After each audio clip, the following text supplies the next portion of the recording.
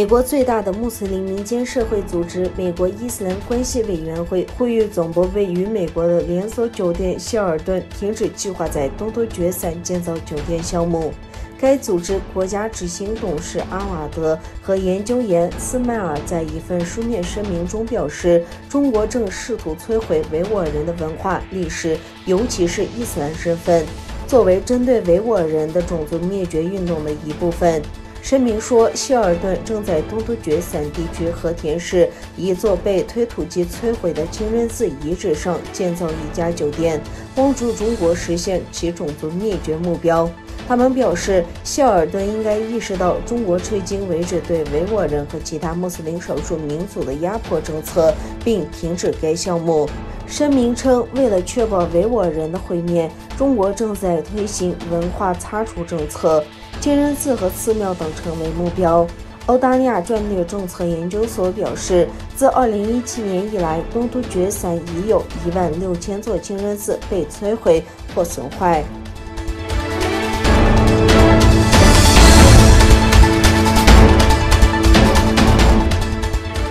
维吾尔律师图凯尔被任命为美国国际宗教自由委员会副主席。该委员会于15日发布的一份声明中称，美国国际宗教自由委员会任命图凯尔为副主席，领导该委员会2021-2022年。副主席图凯尔于2020年5月被众议院领袖南希·佩洛西任命为委员会成员。自任命以来，他被评为《时代》杂志全球最具影响力的100位人物之一，并入选《财富》杂志的世界50位伟人名单领导。图凯尔是一名律师、外交政策专家和人权倡导者，他兼任维吾尔人权项目的董事会主席。该委员会纳丁·曼扎主席说：“我期待在来年与副主席图凯尔更密切的合作，以促进所有人的宗教自由。”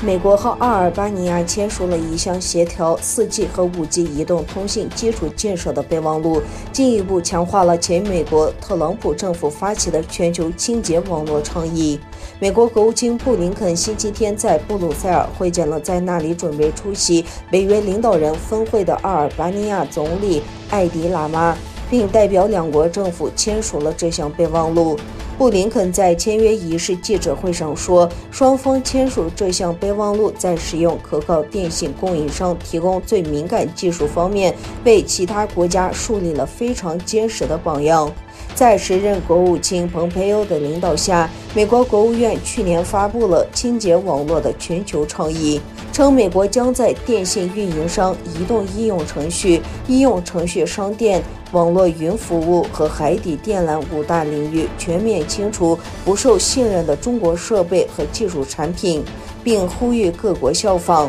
英国、捷克、波兰、瑞典、爱沙尼亚、罗马尼亚、丹麦、拉脱维亚等几十个国家已经宣布加入美国的这项倡议。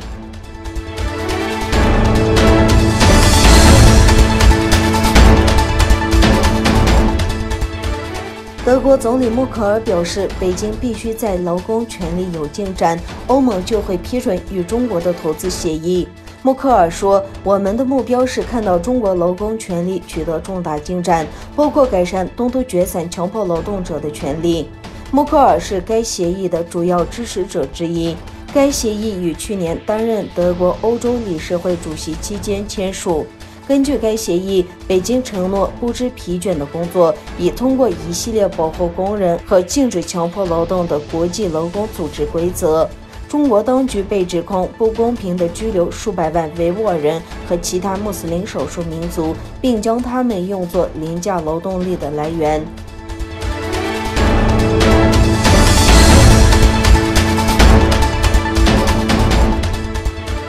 美国总统拜登和俄罗斯总统普京16日在日内瓦举行拜登上台后的首次面对面会晤。会后，双方就讨论的主要议题之一核扩散发表了一份联合声明。声明写道：“核战争是不可能获胜，也绝不能打。”梅俄在联合声明说，即使在紧张时期，两国也能在共同目标上取得进展，并透露美国和俄罗斯将在不久的将来共同开始一个综合的双边战略稳定对话。声明还说，两国寻求为未来的军备控制和减少风险措施打下基础。